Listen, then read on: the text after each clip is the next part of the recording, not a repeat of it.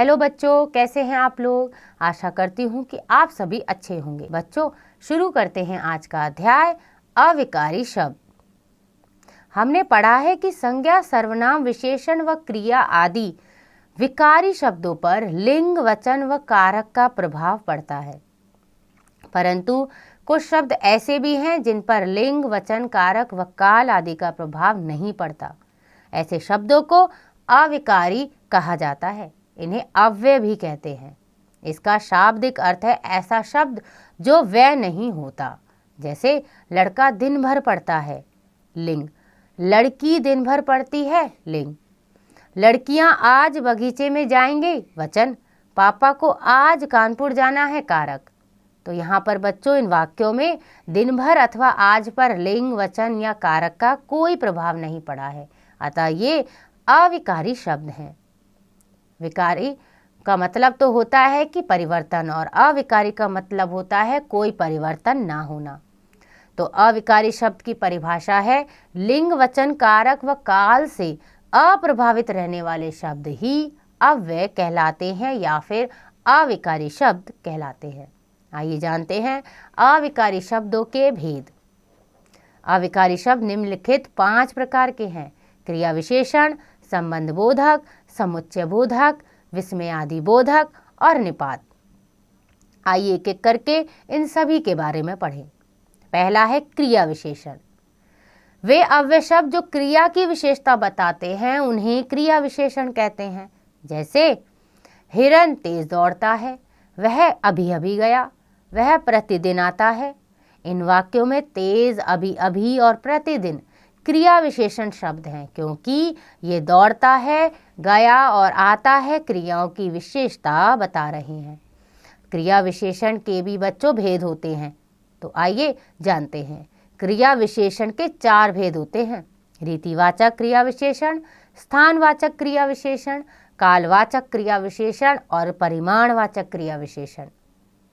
रीतिवाचक क्रिया विशेषण का होता है मतलब कि जिन क्रिया विशेषण शब्दों से क्रिया के ढंग या रीति का पता चले उन्हें रीतिवाचक क्रिया विशेषण कहते हैं। जैसे एकाएक ओले बरसने लगे, यहाँ से झटपट चले आओ।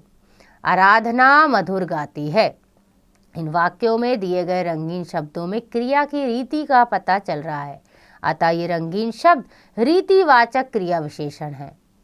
तीव्र, झटपट, चुपके चुपके, सच, मधुर, एकाएक, अकस्मात, अवश्य, धड़ाधड़, ध्यानपूर्वक आदि रीतिवाचक क्रिया विशेषण शब्द है।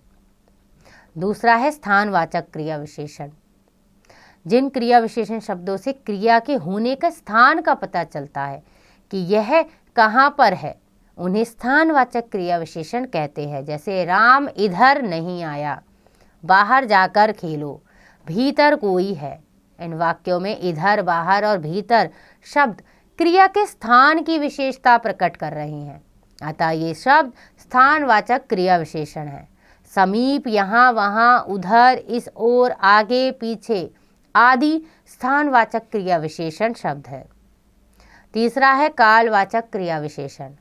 जिन क्रिया विशेषण शब्दों से क्रिया के होने या करने के समय का पता चलता है उन्हें कालवाचक क्रिया विशेषण कहते हैं। जैसे मैं प्रातः खेलने जाऊंगा, रात भर वर्षा होती रही, मैं कभी कभी क्रिकेट खेलता हूँ। तो यहाँ पे क्रिया के होने के समय का पता चल रहा है, इसे कालवाचक क्रिया विशेषण कहेंगे। इन वाक्यों में प्रातः, रात भर और कभी कभी क्रिया के होने या करने के समय का बोध करा रहे हैं, अतः ये शब्द कालवाचक क्रिया विशेषण है। कल, आज, परसों, जब, अब, तब, कब, हमेशा, सर्वदा, अभी, प्रातः, साय, दोपहर, प्रतिदिन, दिन भर, हर वर्ष, जीवन भर, लगातार आदि ये शब्द कालवाचक क्रिया विशेषण के ही उदाहरण हैं। आगे है परिमाणवाचक क्रिया विशेषण। जिन क्रिया विशेषण शब्दों से क्रिया का माप, तौल संबंधी मात्रा का पता चलता है उन्हें परिमाणवाचक क्रिया विशेषण कहते हैं। जैसे वह बहुत काम करती है, उसके पास पर्याप्त धन है, थोड़ा बोलो। इन वाक्यों में बहुत, पर्याप्त और थोड़ा शब्द क्रिया की मात्रा का बोध करा रहे हैं कि कितना है। अतः ये शब्द परिमाणवाचक क्रिया विशेषण है। काफी, कम, खूब, कुछ, अत्यंत, अधिक, ज्यादा, उतना, जितना आदि शब्द परिमाणवाचक क्रिया विशेषण शब्द हैं। आगे है विशेषण और क्रिया विशेषण में अंतर क्या है। विशेषण शब्द संज्ञा या सर्वनाम की विशेषता बताते हैं, जबकि क्रिया विशेषण क्रिया की विशेषता बताते हैं। जैसे विशेषण है कमला ने सुंदर कपड़े पहने हैं, आम मीठा है। क्रिया विशेषण है उसकी चाल अच्छी है, वह मधुर गाती है। आगे है संबंध बोधक। तो बच्चों निम्नलिखित को देखो। खंड क है प्यास जान निकल रही है, और खंड ख है प्यास के मारे जान निकल रही है। मेज बिल्ली है, मेज के ऊपर बिल्ली है। पापा कमरे हैं, पापा कमरे के अंदर हैं। जूते चारपाई है, जूते चारपाई के नीचे हैं। तो ऊपर खंड क के वाक्य अटपटे व अर्थहीन जान पड़ते हैं, परंतु खंड ख में उनका अर्थ पूरी तरह स्पष्ट है। खंड क के अटपटे वाक्यों के अंदर, के नीचे, के मारे और के ऊपर जैसे पदों ने स्पष्ट और अर्थपूर्ण बना दिया है। यह शब्द वाक्य में संज्ञा या सर्वनाम शब्द का संबंध वाक्य के अन्य शब्दों से जोड़ रहे हैं। इस प्रकार के शब्दों को संबंध बोधक कहा जाता है। संबंध बोधक अव्यय की परिभाषा है वे अव्यय शब्द जो संज्ञा या सर्वनाम का संबंध वाक्य के अन्य शब्दों के साथ जोड़ते हैं, उन्हें संबंध बोधक अव्यय कहते हैं। संबंध बोधक अव्यय के भेद है। संबंध बोधक अव्यय दो प्रकार के होते हैं, सामान्य संबंध बोधक, विभक्ति युक्त संबंध बोधक। तो आइए जानते हैं सबसे पहले सामान्य संबंध बोधक। सामान्य संबंध बोधक अव्यय विभक्ति रहित होते हैं। जैसे बिना आज्ञा अंदर आना मना है, उसका समय तो राम भरोसे कट रहा है। और विभक्ति युक्त संबंध बोधक होते हैं। ये संबंध बोधक विभक्ति के साथ प्रयोग होते हैं। जैसे मेरे घर के आगे पीपल का पेड़ है, वह दर्द के मारे रो रहा है। विभिन्न संबंध बोधक अव्यय जानते हैं। जैसे हिंदी में निम्नलिखित संबंध बोधक मुख्य रूप के प्रयुक्त किए जाते हैं। जैसे स्थानवाचक में है के सामने, के भीतर, के आगे, के पीछे, के यहाँ, के अंदर, के बाहर, के निकट, के वहाँ आदि। कालवाचक में है के पहले, के पीछे, के बाद, के उपरांत आदि। दिशावाचक है के आसपास, के समीप, के चारों ओर, के पार आदि। साधनवाचक हैं के द्वारा, के जरिए, के माध्यम, के हाथ आदि। विरोध सूचक है के विपरीत, के उल्टे, के प्रतिकूल आदि। हेतुवाचक है के कारण, के सिवा, के वास्ते आदि। और सहचर सूचक हैं के साथ, पूर्वक, सहित, अधीन आदि। बच्चों क्रिया विशेषण और संबंध बोधक अव्यय में क्या अंतर होता है देखते हैं। क्रिया विशेषण क्रिया की विशेषता बताते हैं, जबकि संबंध बोधक संज्ञा और सर्वनाम का संबंध वाक्य के अन्य शब्दों से प्रकट करते हैं। कुछ कालवाचक तथा स्थानवाचक अव्यय संबंध बोधक और क्रिया विशेषण दोनों ही होते हैं। जब ये शब्द संबंध प्रकट करते हैं तब ये संबंध बोधक अव्यय कहलाते हैं, और जब ये क्रिया की विशेषता प्रकट करते हैं तो ये क्रिया विशेषण कहलाते हैं। जैसे कि अंजना भीतर गई थी, तो ये क्रिया विशेषण है, और अंजना घर के भीतर गई थी, संबंध बोधक। सोहन यहाँ रहता है, क्रिया विशेषण। सोहन अपने मामा के यहाँ रहता है, संबंध बोधक। अगला है समुच्चय बोधक। निम्नलिखित वाक्यों पर ध्यान दो। मैं चित्र प्रतियोगिता में भाग नहीं लूंगी क्योंकि मेरे हाथ में दर्द है। मुझे जन्म दिवस पर बल्ला या साइकिल चाहिए। सागर और वैभव भाई है। मैं तो आने वाला था किंतु मम्मी ने रोक दिया। तो बच्चों उपयुक्त वाक्यों में रंगीन शब्द क्योंकि, या, और तथा किंतु वाक्यों अथवा शब्दों को जोड़ने का कार्य कर रहे हैं। इस प्रकार के शब्द समुच्चय बोधक कहे जाते हैं। समुच्चय बोधक की परिभाषा है वे शब्द जो दो शब्दों, दो वाक्यांशों अथवा दो वाक्यों को आपस में जोड़ने का काम करते हैं, उन्हें समुच्चय बोधक अव्यय कहा जाता है। समुच्चय बोधक अव्यय के बच्चों दो भेद होते हैं। पहला समान अधिकरण समुच्चय बोधक और दूसरा व्यधिकरण समुच्चय बोधक। समान अधिकरण समुच्चय बोधक क्या होता है? समान अधिकरण समुच्चय बोधक अव्यय दो समान वाक्यों को व एक ही स्थिति के दो शब्दों को आपस में जोड़ते हैं। जैसे व्यायाम करो ताकि सेहत बनी रहे। रावण वीर था परंतु अहंकारी तथा क्रोधी भी था। समान अधिकरण समुच्चय बोधक निम्नलिखित 4 प्रकार से प्रयुक्त किए जाते हैं। पहला है संयोजक। संयोजक दो शब्दों या दो वाक्यों को आपस में जोड़ते हैं। तथा, जो कि, अर्थात और एवं शब्द संयोजक कहलाते हैं। जैसे श्यामा और वैजंती पढ़ रही हैं, तो ये दो वाक्यों या दो शब्दों को जोड़ रही हैं। गौरव पढ़ रहा है और राधा सो रही है। विकल्प सूचक होता है।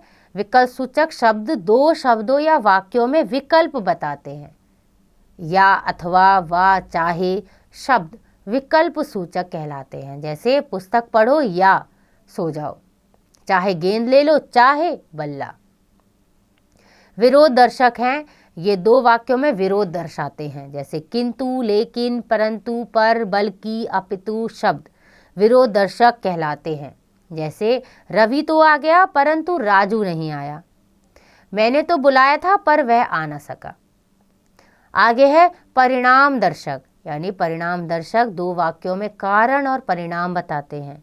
इसलिए, ताकि, अतः, अन्यथा, नहीं तो शब्द परिणाम दर्शक कहलाते हैं। जैसे जल्दी करो नहीं तो गाड़ी चली जाएगी। उसने बहुत मेहनत की अतः वह प्रथम आया। आगे है व्यधिकरण समुच्चय बोधक। व्यधिकरण समुच्चय बोधक एक या अधिक आश्रित वाक्यों को प्रधान वाक्यों से जोड़ते हैं। व्यधिकरण समुच्चय बोधक भी 4 प्रकार के होते हैं। पहला हेतु बोधक। हेतु बोधक अव्यय वाक्यों में क्रिया के कारण को प्रकट करते हैं। जैसे चूंकि, क्योंकि, कि, इसलिए, इस कारण शब्द हेतु बोधक है। जैसे श्यामली ने कहा कि वह भी गाना जाएगी। बूढ़ा कमजोर था इसलिए जल्दी मर गया। संकेत बोधक, यानी जहां दो वाक्यों के आरंभ में अव्यय द्वारा अगले अव्यय का संकेत पाया जाता है, उसे संकेत बोधक कहते हैं। यदि, तो, चाहे, भी, यद्यपि, तथापि शब्द संकेत बोधक है। जैसे वह नहीं आया तो भी तुम्हें जाना चाहिए। यदि मेहनत करोगे तो अवश्य पास हो जाओगे। स्वरूप बोधक, जो अव्यय पहले प्रयुक्त वाक्य, शब्द या शब्दांश का अर्थ स्पष्ट करते हैं उन्हें स्वरूप बोधक कहते हैं। अर्थात यानी, मानो, यहाँ तक शब्द स्वरूप बोधक है। जैसे अरे वह इतना अमीर है मानो मुकेश अंबानी हो। वह अहिंसावादी यानी बापू को मानने वाला है। और आखिरी है उद्देश्य बोधक। जिस अव्यय से उद्देश्य प्रकट होता है उसे उद्देश्य बोधक कहते हैं। ताकि, जिससे कि शब्द उद्देश्य बोधक है। जैसे खूब मेहनत करो ताकि अच्छे अंक आए। अच्छी नौकरी करो जिससे कि सबका गुजारा हो। आइए बच्चों अगला पढ़ते हैं अविकारी का भेद। विस्मयादि बोधक। विस्मयादि बोधक अनायास ही हमारे मुख से निकलकर हमारे मनोभावों को प्रकट करते हैं। ये विस्मय, हर्ष, भय, आश्चर्य, घृणा, शौक आदि भावों को प्रकट करते हैं। इनका प्रयोग वाक्य के आरंभ में किया जाता है और इन शब्दों के साथ विस्मय आदि बोधक चिन्ह का प्रयोग अवश्य किया जाता है। जैसे हे राम ये क्या हो गया, उफ कितनी गंदगी है, वाह क्या शॉट है, शाबाश मुझे तुमसे यही उम्मीद थी, बाप रे बाप इतना बड़ा सांप। तो प्रयुक्त वाक्यों में रंगीन शब्दों से मन के भाव प्रकट कर रहे हैं। दुख, घृणा, हर्ष व आश्चर्य आदि मनोभावों को व्यक्त करने वाले ये शब्द विस्मय आदि बोधक कहलाते हैं। इसकी परिभाषा है जिन शब्दों को बोलने या लिखने से लज्जा, घृणा, हर्ष, शौक, आश्चर्य आदि भाव प्रकट हों वे विस्मय आदि बोधक कहलाते हैं। विस्मय आदि बोधक अव्यय विभिन्न मनोभावों को प्रकट करते हैं जो निम्नलिखित हैं। मनोभाव जैसे भय बोधक, तो इसका विस्मय आदि बोधक अव्यय होगा बाप रे बाप आदि। घृणा बोधक धत, छी, हट आदि। विस्मय बोधक अरे क्या है, ओह सच है आदि। हर्ष बोधक वाह, शाबाश, धन्य, सुंदर, बहुत खूब, आहा आदि। संबोधन बोधक हे, अरे, ओ, एजी आदि। स्वीकृति बोधक जी, ठीक, अच्छा, जी हाँ आदि। और आखिरी अविकारी शब्द का भेद है निपात। जो शब्द किसी वाक्य में किसी शब्द के बाद लगकर उसके अर्थ पर बल देते हैं उन्हें निपात कहते हैं। जैसे, उसने तो मुझे देखा भर है, तुमको ही जाना पड़ेगा, वह तो साथ जाने से रही। नाटक शुरू होने से मात्र 5 मिनट रह गए हैं, तो बच्चों उपयुक्त वाक्यों में भर, ही, तो और मात्र निपात के उदाहरण हैं। आपने सीखा जिन अविकारी शब्दों से क्रिया की विशेषता का बोध होता है वे क्रिया विशेषण कहलाते हैं। क्रिया विशेषण के 4 भेद होते हैं: स्थानवाचक, रीतिवाचक, कालवाचक, परिमाणवाचक। वाक्य में किसी संज्ञा या सर्वनाम का संबंध अन्य संज्ञा या सर्वनाम के साथ बताने वाले अवयव को संबंध बोधक कहते हैं। संबंध बोधक के 2 भेद होते हैं: सामान्य संबंध बोधक, विभक्ति बोध संबंध बोधक। आशा करती हूँ कि आपको यह अध्याय समझ आ गया होगा। इसका अभ्यास आप स्वयं कीजिएगा।